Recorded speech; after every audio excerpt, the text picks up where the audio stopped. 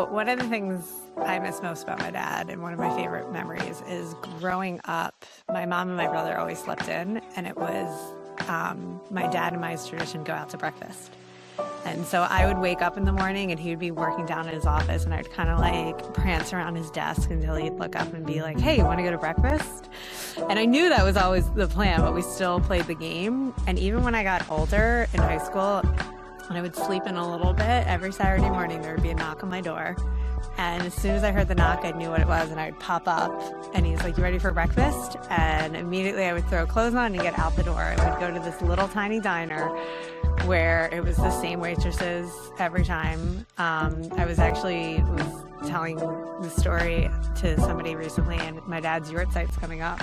I was like, we should just go to the diner. Probably ours. It's probably still the same waitresses again, but even like, it's going to be 10 years since my dad passed in 2 weeks. So I'm like, I'm going to go with the friends of the diner because that's how I remember my dad.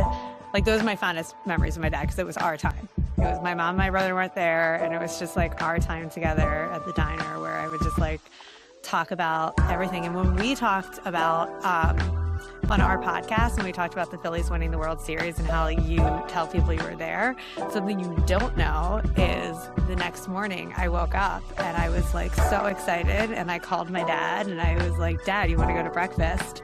And he got in the car and he drove into Philly, and we went to Little Pete's because like that's what I wanted to do after the World Series, was like see my dad and go to breakfast. And what was really funny, it was 2008, so it was like cell phones, the smartphones were just out, and my dad didn't understand them yet.